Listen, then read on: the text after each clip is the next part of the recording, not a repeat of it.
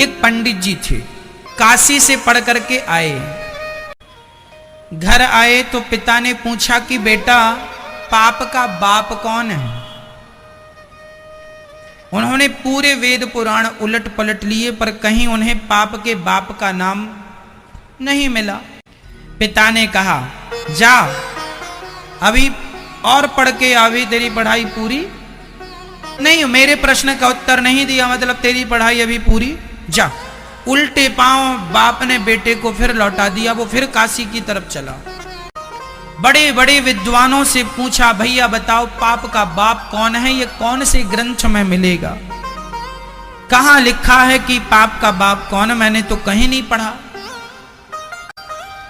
बड़े बड़े ज्ञानी योगी ध्यानियों के पास गया पर कोई जवाब ना दे सका कि पाप का बाप कौन है। वो बालक थक गया। एक सुंदर सा घर था, उस दरवाजे में खड़ा होकर मांगता है पानी। भैया कब पानी मिलेगा?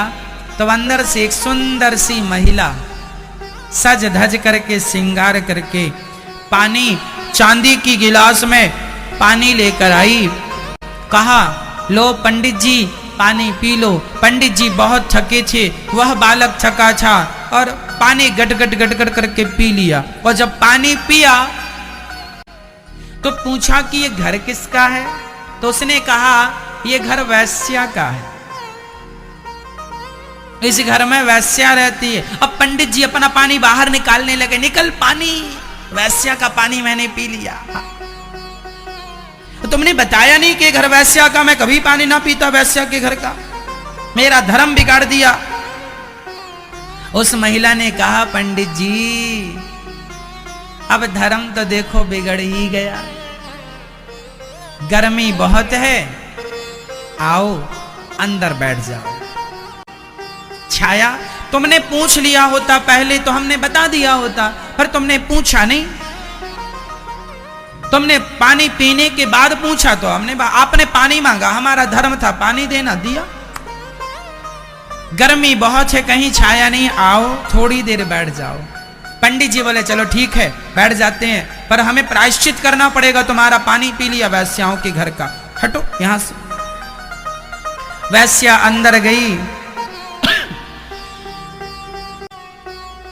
अंदर से लड्डू लेकर आई। पंडित जी पानी तो पी ही लिया, बैठे ही हो, भूख लगी होगी, जरा दो चार लड्डू खा लो। पंडित जी बोले राम राम राम, तुझ वैश्या के हाथ का हम लड्डू खाएंगे? वैश्या ने सोने का एक सिक्का रख दिया। अच्छा एक काम करो, एक लड्डू खाओ, एक सिक्का देंगे। जब आप पानी पी ही चुके हैं और पानी का प्रायश्चित करेंगे तो लगे हाथ लड्डू का भी कर लेना। और ये जो सोने का सिक्का है ना, पैसा, ये आपके रास्ते में आपको बहुत काम करेगा। पर ये बताओ आप जा कहां रहे हो?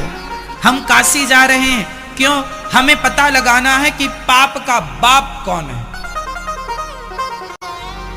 वैश्या ने कहा बस ये प्रश्न तो हम ही उत्तर दे देंगे इसका। उसे बड़ा आश्चर्य हुआ कि बड़े बड़े ज्ञानी तो बता ना सके कि पाप का बाप कौन है, ये वैश्या कहती हम उत्तर देंगे। वैश्या ने कहा पहले लड्डू खाओ। पंडित जी को लगा सोने की एक मोहर मिल जाएगी तो कुछ किराया भाड़ा का काम बंदोबस्त हो जाएगा। एक लड्डू खा लिया, वैश्या ने तुरंत एक सिक्का रख दिया। दूसरा लड्डू वैश्या ने कहा अब एक और खा लो।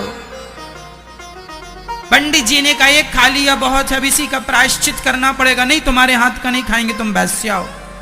अरे महाराज गुस्सा काहे को होते हैं, एक लड्डू पर दो मोहरें हैं। अब एक लड्डू पर एक मोहर थी, अब एक लड्डू पर दो। पंडित जी बोले एक पे दो है कोई बात नहीं, प्रायश्चित कर लेंगे, चलो ला एक और खा लिया। वैश्या ने तीसरा पकड़ाया, तीसरा लड्डू खाओ। उसने कहा ना ना दो बहुत हो गए, गंगा जाके पानी गंगा जी में खड़ा होकर के गायत्री जप करूंगा तब कहीं जाके तुम्हारे पाप से मुक्ति मिलेगी। अब जब करना तो तीसरा भी खा लो, इसमें 3 मोहरें मिलेंगी।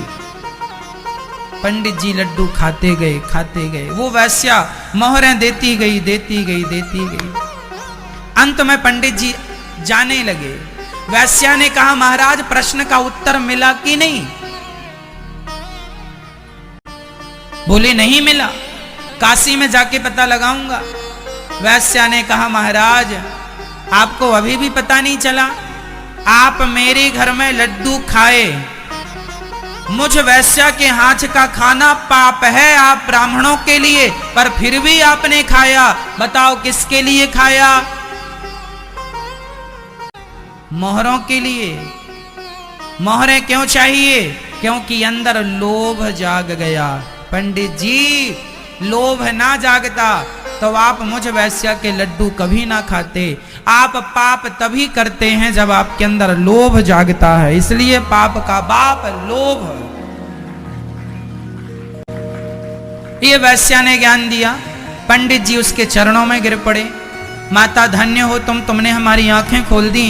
सच्ची कहा तुमने, तुम्हारे लोभ पर हम, भले तुम वैश्या हो पर तुमने हमें वो सिखाया कि बड़े बड़े ज्ञानियों ने भी हमें वो शिक्षा ना दी।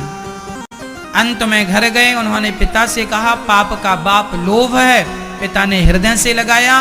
कहने का तात्पर्य यह है कि आप कभी लोभ ना करिए,